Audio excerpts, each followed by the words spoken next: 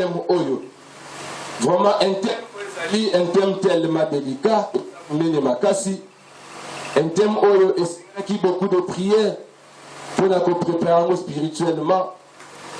Le Seigneur nous a fait grâce enfin qu'il est réussir totalement dans le oyo. Alléluia. Pendant cette semaine, bien-aimés, vous allez parler sur enfin que les chaînes tombent. Malheur à toi parce que depuis le mardi, tu ne t'es pas venu, tu ne t'es pas présenté. Oui, quand on nous ne serons pas à mesure, il y a qu'à récapituler Nyonso. Nous ne serons pas à mesure, il y a qu'à bander la Nyonso. Mais toutefois, que les Seigneur nous fassent grâce, plutôt, ça sera pour vous une bénédiction. Alléluia. Alléluia. Toujours parler sur enfin que les chaînes tombent par la prière. Depuis le mardi, le mercredi, jeudi, vendredi, évoquer qui alors, aspect Nyonso, enfin que les chaînes tombent. Vraiment, nous étions bénis. Je sais qu'il y a plusieurs parmi nous, parmi nous grandeur dans Zambé. Il y a plusieurs parmi nous, la monnaie Zambé.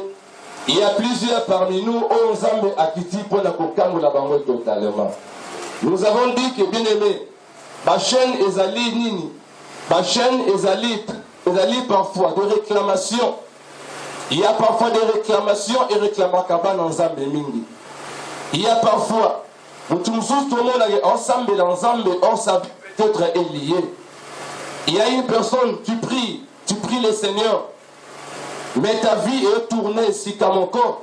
Il y a un autre avocat qui va chaîne et belé tout au long de la semaine. Il y a un autre si tu te retrouves que Ozali, moi dans Zambé, et que ta vie n'avance pas, tu es toujours, et si comme encore, aux autres qui bien aimé, il faut que c'est qu'on nous délivrance. Il faut qu'on nous délivrance. Il y a une Bible, notre délivrance, mais Ozala Makasi n'a pas sur mon côté.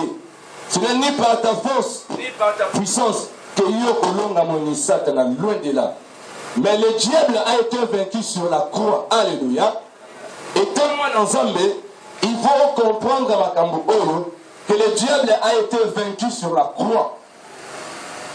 Les jours où, bien aimé, sur la croix, Christ a dit tout est accompli. C'est-à-dire que Christ a longaki a kataki basinganyo so. Christ a longaki diable. Yango étant-moi dans Zambé, il faut yeba alors nini yo ozali, nini yo ozosala, bien aimé, nini yo okosala. Alléluia. Alléluia. On a pu évoquer les Kamouya, les pauvres, les Lazare. Pour le bien que les Lazare, bien aimé, quand Lazare a coufi, Christ a un atome a déclaré Lazare abîmé. Cela prouve que Lazare a monaki ensemble. Lazare a pu ressusciter. Mais quand Lazare a se ressuscité, puis le bien de Lazare a tambolaki mbalamon côté parce que Lazare était lié et bandé. Nous remarquons qu'il y a aussi des chrétiens. Oui, tu pries. Oui, on ressemble là, tu pries le Seigneur, oui, c'est bien.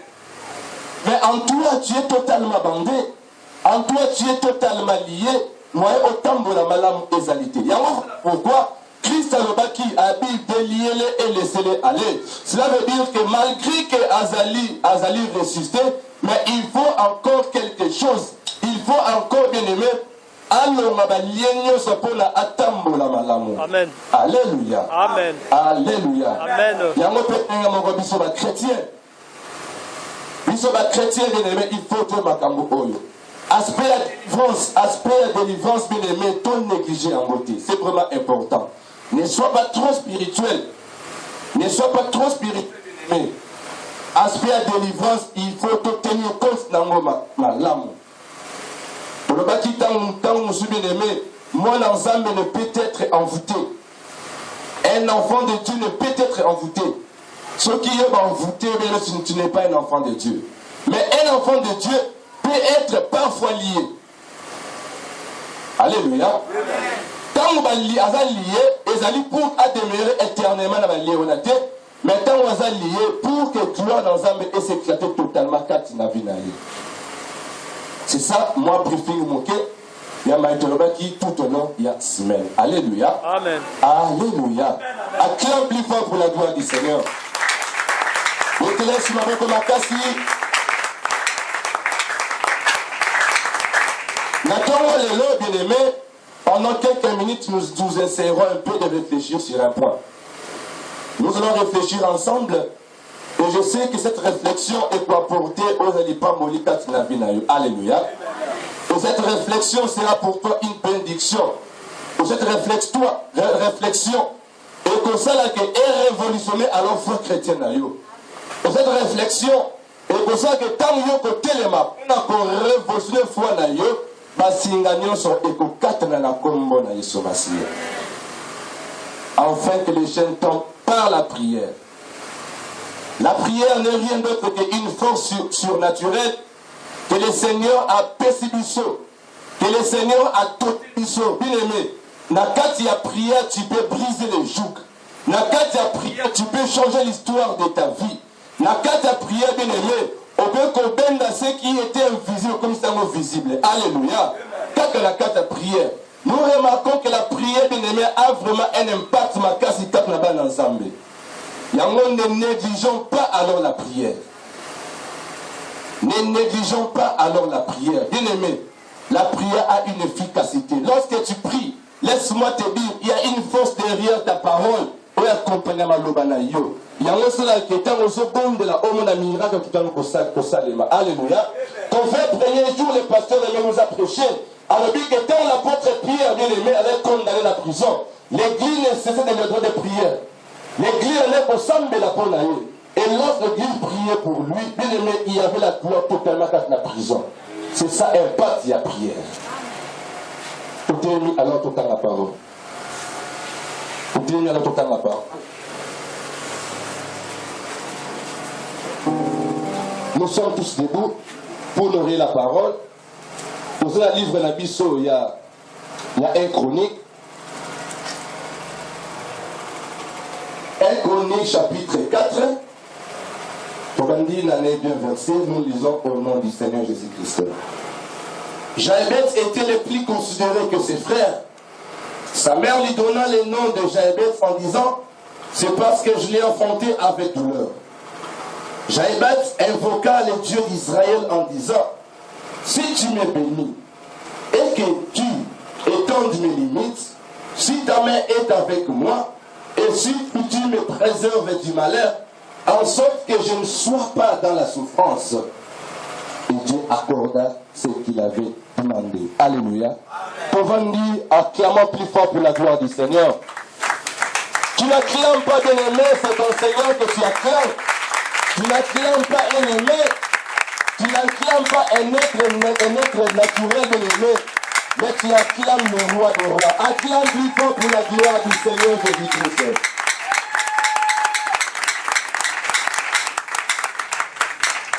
Comme je vous ai dit au préalable, nous allons parler sur enfin que les chaînes tombent. Nous allons mettre point virgule pour la thème. Enfin que les chaînes tombent par la prière. Mais le nom, tu peux évoquer alors sous thème Moko, tu peux parler sur Jaébet. Nous allons parler sur Jaébet. Qui était alors Jaébet? Je ne serai pas vraiment long, je serai bref, et après tout ensemble l'ensemble. Pour expérimenter mon nez ensemble. Nous allons expérimenter la gloire de Dieu. Le Bible dit que Jaébet était une personne, il était alors considéré de sa famille. Il était considéré de sa famille. Mais Jaébet avait une histoire un peu noire. Jaébet avait une histoire un peu noire. La Bible nous déclare que lorsque maman Jaébet a botillé, maman Jaébet a pessé comme la Jaébet. Parce qu'à Milobeli, n'a pessé comme parce qu'elle n'a botillé la temps où il y a passe.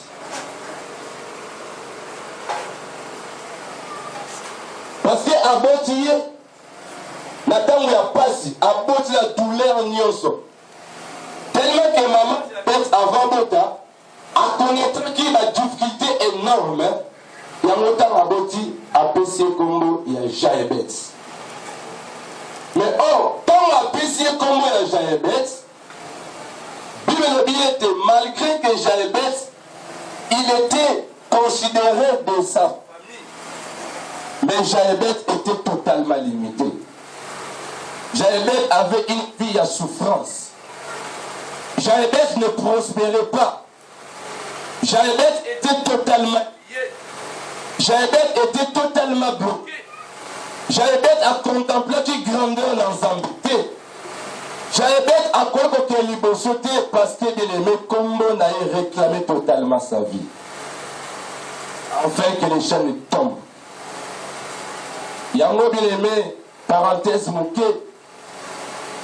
Bien-aimé, parfois, quand tu as pour ta banne, et ça alors important, lorsque tu enfantes, quand on binisi moi, on a bien aimé sakola pour la moine wana. Et tu verras de grandes choses dans sa vie. Quand on binisi moi, quand on porte moi, pesa est comme bien aimé, on est déterminé l'obinaye. Cause à la fanatisme, parce que nous, quand on a comme un tel, il faut besoin comme moi, bien aimé, est-ce que tu sais vraiment, état d'âme, il y a nos quoi. Yango pour les parents, les méthodes à leur prudent. Les noms aux alliés copés sans moi, c'est là parfois peut déterminer aux alliés lobinaye. Par exemple, il y a Jaebet, lorsque maman n'a eu abotillé, a pissé comme Jaebet, ne sachant pas que, a pissé comme la circonstance comme mauvaise. Yango esali que vie à Jaebet est à l'olenge wana. Dans la Bible, laisse-moi vous dire, la plupart, comprenant ma kambo oyo, tango aboti mwana, tango azopesa kombo ya mwana, aza ko symboliser mbala moka oyo ezali kombo wana. À l'exemple ya Ribé. Bible elobi ete tango Ribé abotami, jibalaki mwana ya nani? Bateyi te kaka bato nyonso. Ribé na mwana nani? Mwana Jacob. Quand tu es enfant de Jacob, premier mwana Jacob. Alléluia. Zambi apambola bino. Dans Ribé, elle a qui premier, donc premier c'est Jacob. Quand on a botillé, dans le livre de Bisso, chapitre 9, verset 32, quand on a botillé, dans le biais de l'Éternel a vu mon humiliation. On a tapé comme on a comment Ribé. Nani? Nani? Léa, où va ma coigne? Quand Léa a bâti aux alliés Ribé, Léa lobby a dit Nzambe a moni humiliation na ngai mbala o mobali na nga akolinganga. Yama kombo ya Ribé. Quand a bâti Jida dans la botanie, Jida lobby cette fois-ci je louerai l'Éternel. Genèse 29, verset 35. C'est comme ça. Quand Azobota Oezali Joseph, Azoba Nzambe alongolinga soni. C'est ça signification en Joseph. Donc Nzambe alongolinga soni. Donc nyonso soki na Genèse 29, Genèse 30 au moment nyonso wana. Alléluia. Donc bakombo nyonso et ben ndeko déterminer Oezali lolenge ya moto azalaki. Bakombo nyonso zaki purement prophétique. Yo étant que parents, ozali bien-aimé na pouvoir wana ya orienter mwana yo na kombo. Lorsque tu déclares yebaki na kati ya vie ya mwana wana eza olenge wana. Alléluia. Il faut chaque fois que ça kolaka pona bana na yo. Un bon parent alakelaka bana ye mabete. Un bon parent il faut déclarer pour la bana yo. Yo na moni yo okoza tu sais. Yo koza la monene. Yo ko dominer mokili oyo. Yo koza la boyo. Bien aimé. Lorsque tu déclares, étant que tu es son père, tu es sa mère et koko kisama. la déclaration,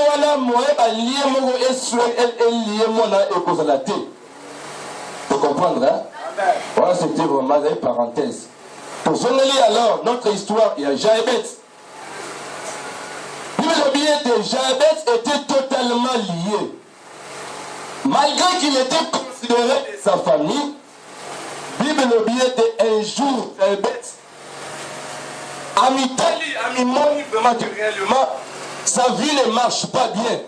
Amitali que sa vie retournée ici comme encore. Amitali que Azali corrompre ici comme encore. Amoni non, trop c'est trop.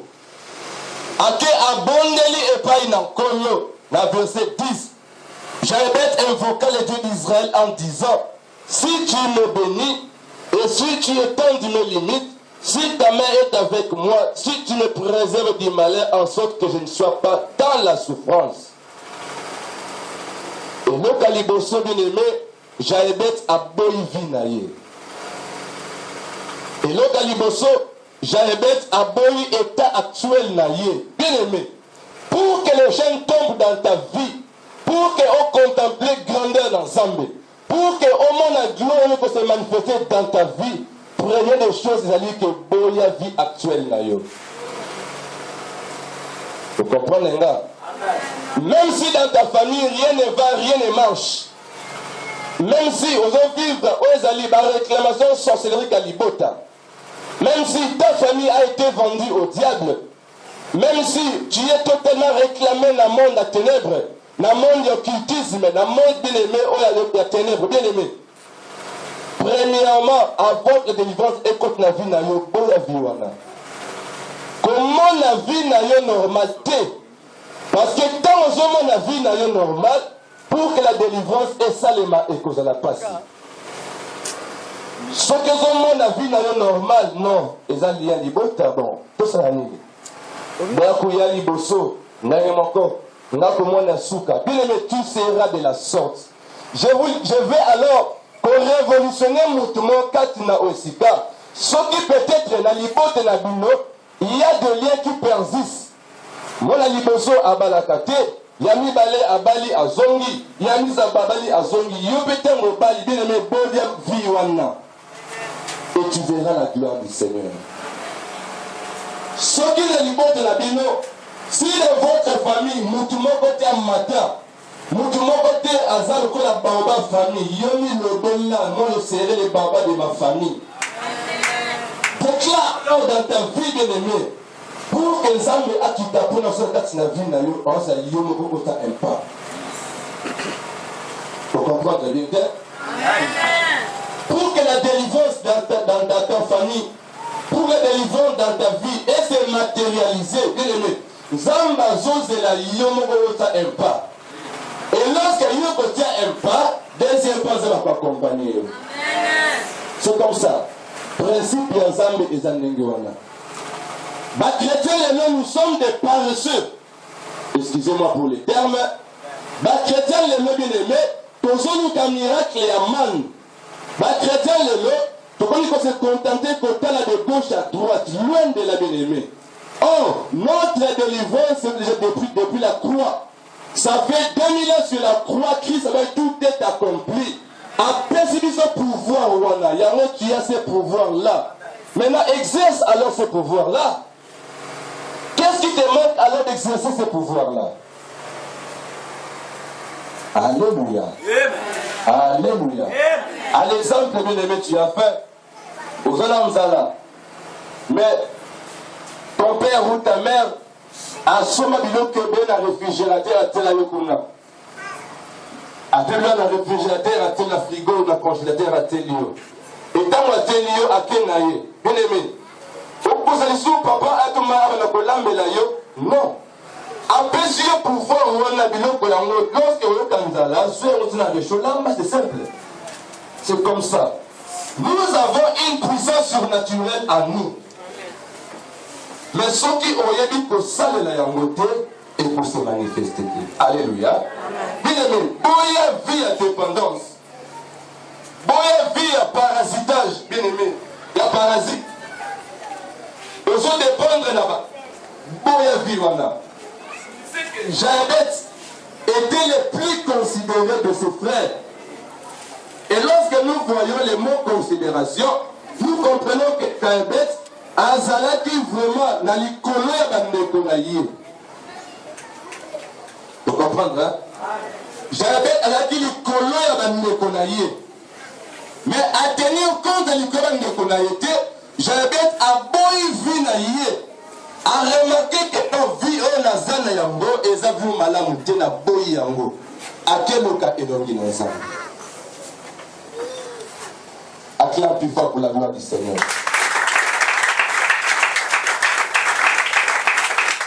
Yeba que Nzambe na biso a se manifestaka parfois tant que se révoltaka. Ce qui parfois ozwa kombo moko bien aimé, oyo tu es conscient que kombo yango soit même passé, soit boye, bien aimé, na sengi o changer kombo na yote. Alléluia. Mais seulement, et lorsqu'on a sengi na biso nyonso, soit alors pouvoir lui coller la kombo wana. Tu comprends? C'est pas dit que on vraiment passé. Le lot la commis mboete, non. La tine changer kombo te. Mais étant moi dans Nzambe bien aimé, yeba que tu as une force, tu as une puissance quand na yo dans la prière, il y a qu'on changer spirituellement kombo na yo. On a comme il y a ténèbres, mais comme ça, comme il y a lumière. C'est comme ça. C'est toujours dans la prière. Alléluia. Alléluia. Alléluia. Comment il y a alors vu Dieu a imposé du saut. Il y a des chrétiens. Dieu a imposé leur vie pour que son le pacala. Et lorsqu'il a imposé vie, voilà, il y a un normal. Peut-être, Zamba Zomona yo, Azomona Musika, mais il y a bien tu es encore en Osaka Ao. Zamba Zomona yo est grand homme d'affaires. Zamba Zomona une grande dame d'affaires, bien aimé, une femme d'affaires.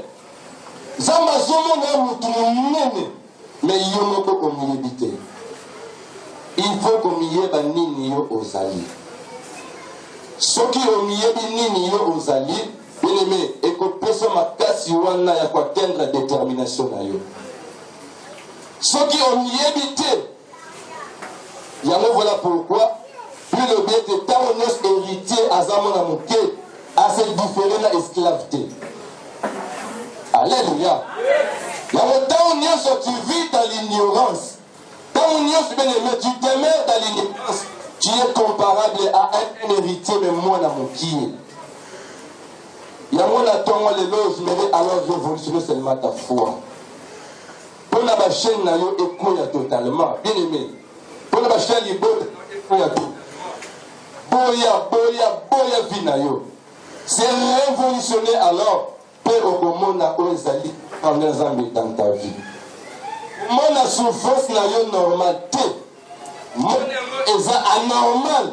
Et tu verras les miracles s'opérer dans ta vie. Alléluia. Alléluia. Alléluia. Zambé la seule kaka n'a pas homme ça va déterminer la vie. Aujourd'hui on peut prêcher si les chaînes tombent. Oui. Côté Tinasuka. Mais ceux qui ont encore osé déterminer à Kostambe là, tu n'agiras pas dans ta vie. L'apôtre Pierre avec Ingoluana, l'église et pas qui peut nailler, un test qui peut nailler. Il y a un qui guérison totale de la prison. Mais l'apôtre Pierre n'est pas là, bien aimé, tu es tout seul. L'église n'est pas là, tu es tout seul, bien aimé. Il y a que la délivrance de ta famille est devant ta main. Ceux qui ont télémis dans le gros sambo, ceux qui ont télémis bien aimé la prière, au nom de distraction, Dieu est capable alors en un clin de jeu l'histoire de ta vie. Tu ne vois pas que tu tournes au rond. Tu ne vois pas que tu ne marches pas bien. Tu ne vois pas que tu tambour la malamouté. Pendant ce tambour la tête, au moment comme Mato Kiti, la c'est juste libre. Au moment la tête, dans l'hypothèse, combien la pauvreté persiste encore. Dans l'hypothèse, combien les blocages persistent encore. Dans l'hypothèse, bien aimé, les célibats persistent encore. Dans les bottes de yo, vous avez la routine de l'aimer. Il y a un bien aimé Zamba peut se pouvoir. Il y a aucune parole. Il y a une connaissance de ma cambo. Il y a côté les pour que au cause va signer dans ta vie. Alléluia. Amen. Alléluia. Amen. Alléluia. Amen. Il n'est pas encore terre bien aimé. Il y a pour changer l'histoire et la vie na yo. Il n'est pas encore terre bien aimé pour que on mata n'aime sous le nom mata likolo. Ba o bazo mata wana ba bomanani. Ba o bazo sepela ba bomanani. Et pourquoi alors ta souffrance est tellement continuelle?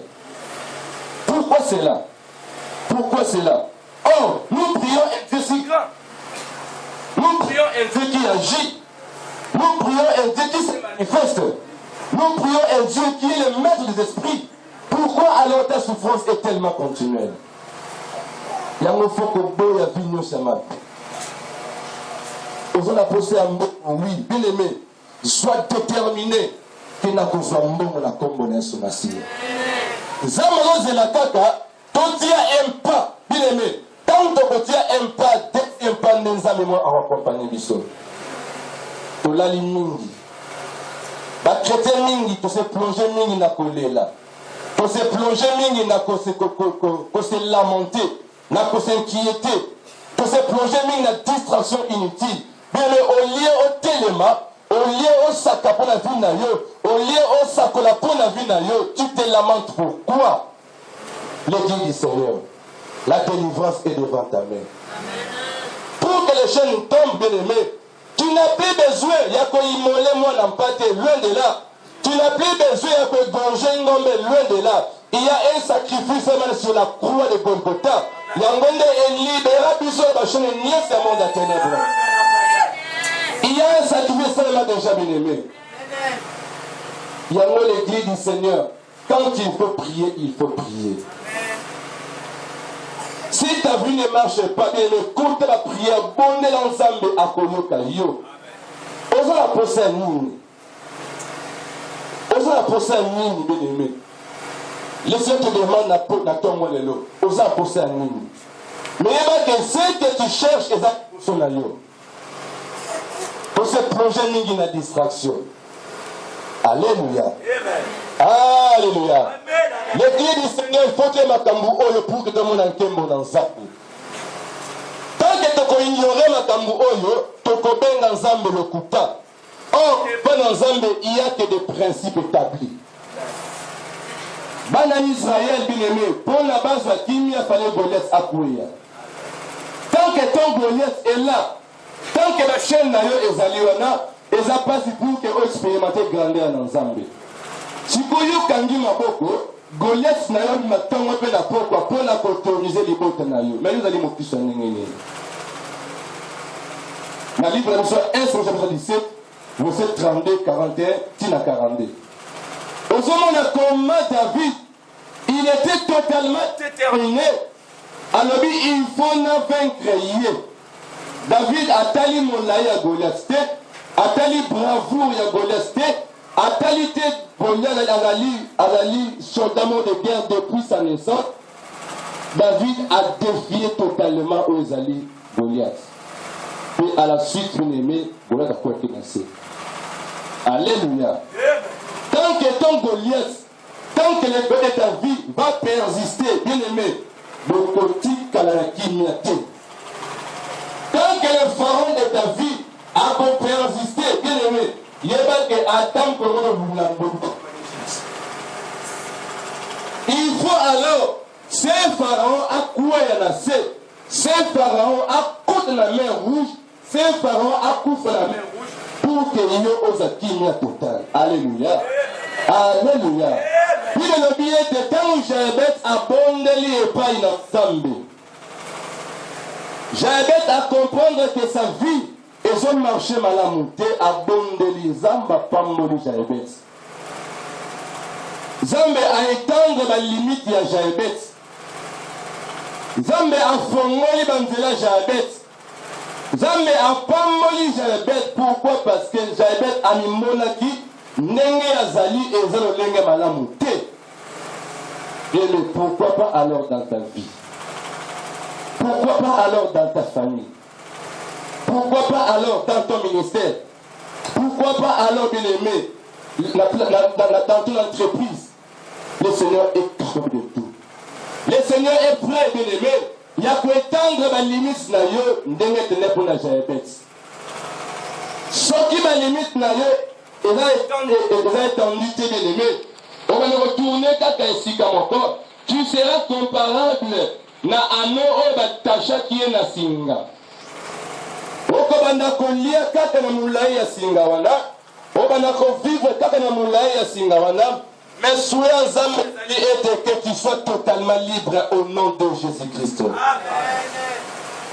Soyez ensemble et au monde en totalement na combo na Yesu Masia. Alléluia.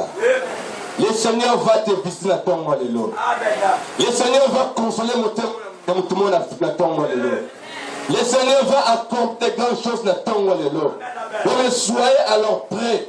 Soyez alors disposés.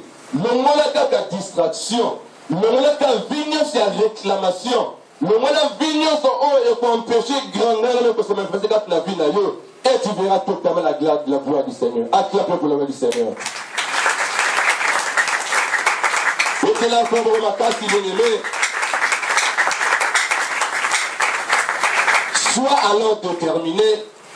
Sois alors déterminé, les miracles est possible dans ta vie.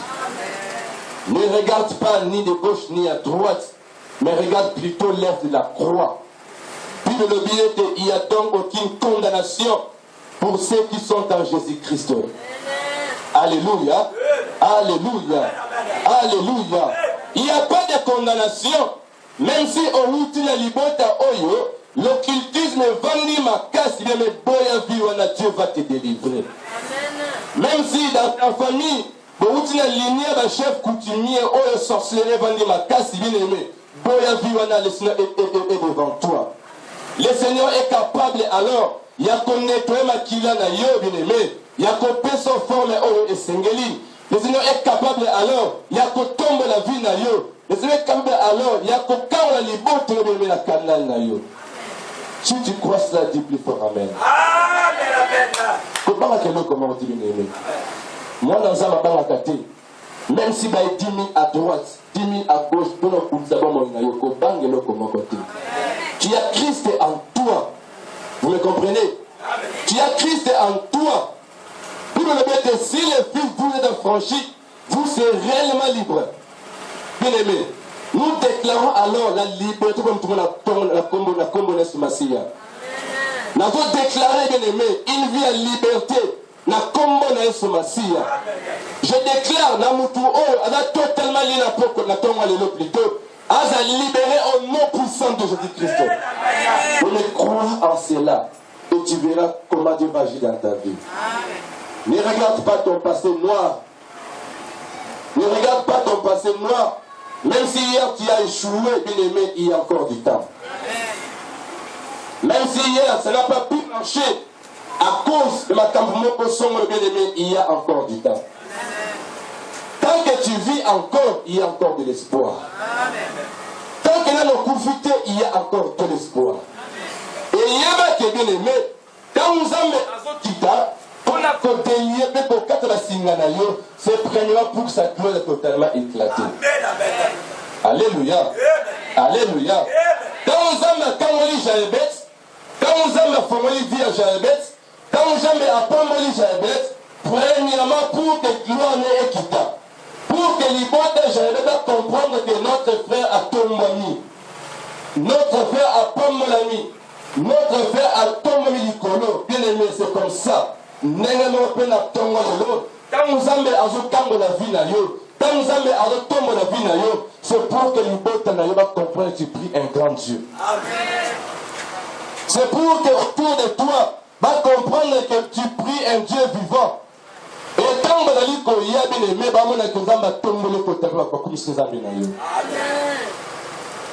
il y a un conseil en passant. Moi, dans un nyonso. Ce qui n'a plus yo, vous allez comprendre que tu as pas noté. Quand tu as la chambre, vous êtes dans un vous comprenez? Tant que nous sommes Aux autres qui ne peuvent pas païen, tu te plains pour la païen. Bien aimé. Et ça, nous sommes à mon côté. Christ a dit, nani n'a pas souci na yé. Akobaki sa mukolo moko la vie. Qui, par ses inquiétudes, peut ajouter une journée na vie. Loin de là. Il y a moi, mes chers frères, mes chères sœurs, c'est le Seigneur nous a parlé pendant toute cette semaine. Le Seigneur nous a montré que nous avons une puissance haute au ciel et à côté. Le Seigneur nous a montré que nous sommes grands dans le monde. Mais ton fils pour le petit. Il nous a montré, bien aimé, tu as la capacité à créer. Tu as la capacité à changer l'histoire de la vie. Tu as la capacité à quoi ça va signer le Kalibota na yo. Montagne devant Zorobabel et cause la planie.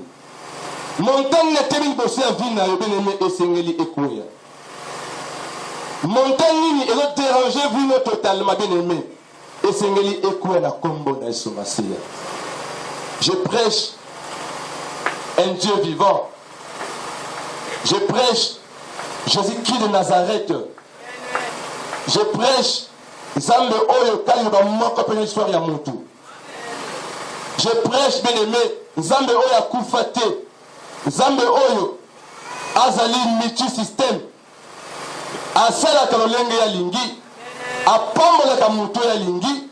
Pona pambola Mutu. Atuna conseil à Mutu mon côté. Pona tombola Mutu. Bien aimé. Atala ignorance ya Mutu wanate. Pona pambola Mutu. Atala pensée noire ya Mutu wanate. C'est sa souveraineté qui agit. Il est tellement merveilleux. C'est ça notre Jésus-Christ Nazareth qui prêche na ton Alléluia. Alléluia. Tika alors que la gloire du Seigneur écoute à Katina Vinayo. Tika alors la grâce du Seigneur épique à toute la Vinayo. Yo oyo origine mon noir. Le Seigneur est capable alors. Il a purifié totalement. Zambe oya a permettre etna tongo lelo oyo ka parole oyo ezali azarté. Il a un plan merveilleux pour ta vie.